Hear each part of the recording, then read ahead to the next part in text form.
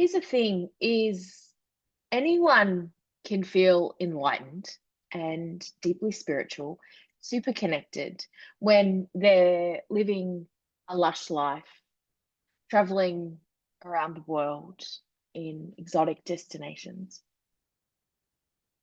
talking about how to become masters of your reality in super consciousness, super conscious states, when we bounce from retreat to retreat, island to island, right? And now, no shame on that, right? Travel the world, go and have beautiful experiences, go and enjoy that retreat. However, how is that rolling out in your everyday life? How are we in everyday life? And that is what I'm most interested in, right? Is because I think that in this spiritual quest, in this spiritual industry, we can get caught up in words and in ideas and perceptions that take us out of reality, right? Take us out of the real world. And so when I think about spirituality, when I think about us really honoring spirit, I look at it through a very different lens to what I did 10 years ago, right? And because 10 years ago, I think, for me personally, I was saying to a client yesterday, I felt like, now looking back, as I felt like a bit of a spiritual wanker because it was all about how I can barter with the universe, how I can get more shit, right? How I can get more shit done, how I can use the universe like it's my bitch and demand what I want, right? And so that's quite alluring, right? That is quite alluring. That is quite, it's a sexy sellable product right there, right? Show me how to get more shit. Show me how I can use life and manipulate life in order to how I think I need it to look and I need to live it. Now, what I want to do is just begin to find that sweet spot, right? So because yes, we are powerful fucking creators, right?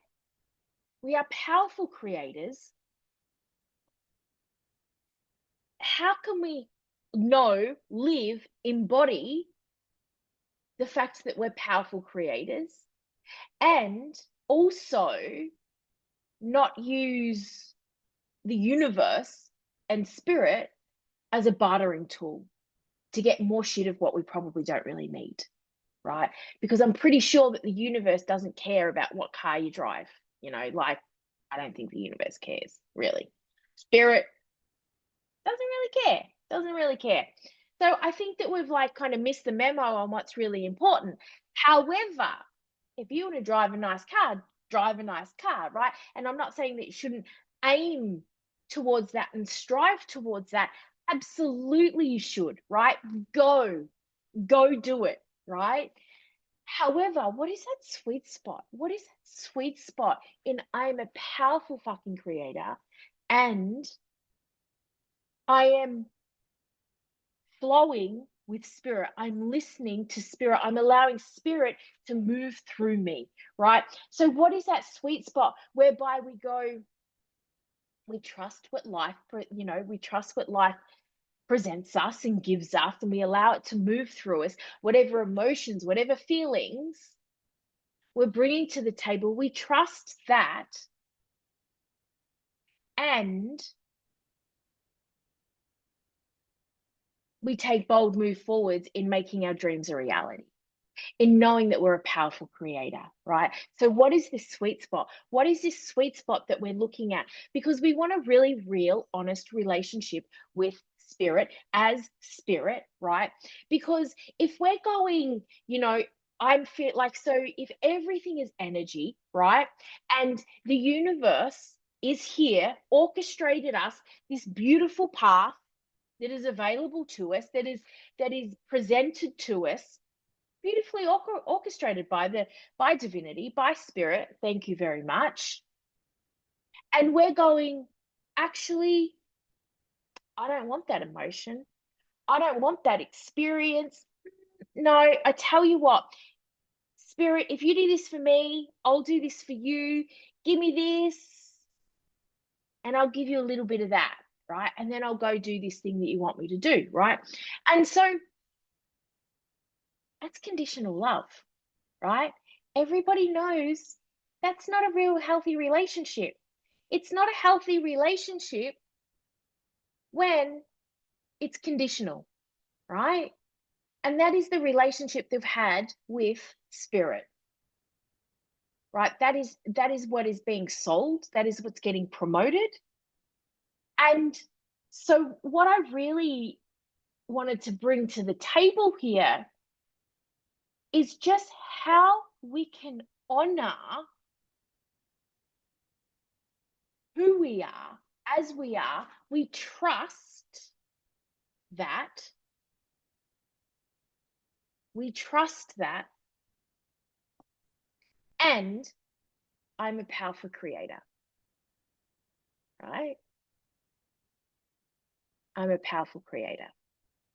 And I think that when we work with any form of shadow, any form of trust, we have to honor our soul self. We have to honor what spirit delivers.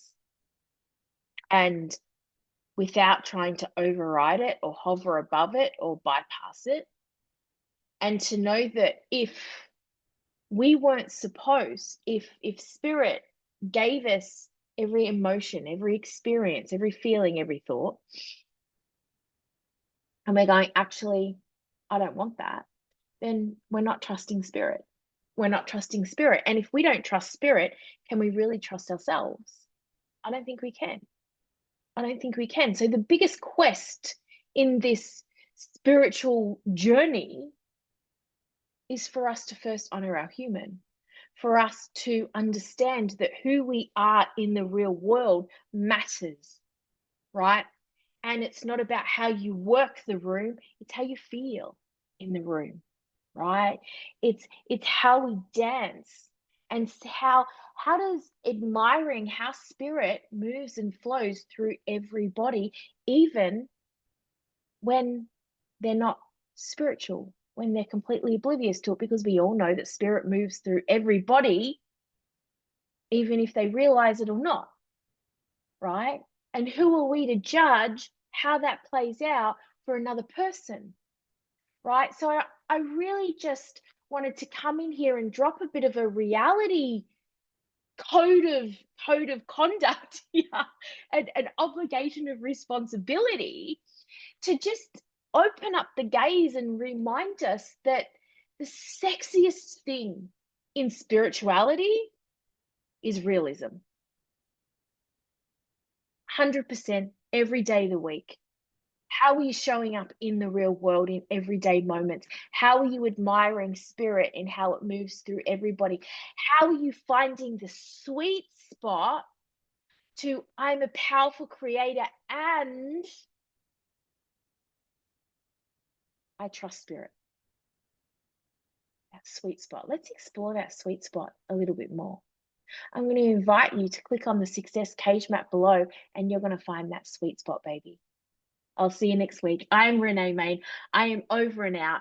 I've been helping people at the intersection of erotic intelligence, erotic empowerment, and spirituality for 18 years. And it is my absolute honor to help you remember who you are and remember your fire. Bye, everybody.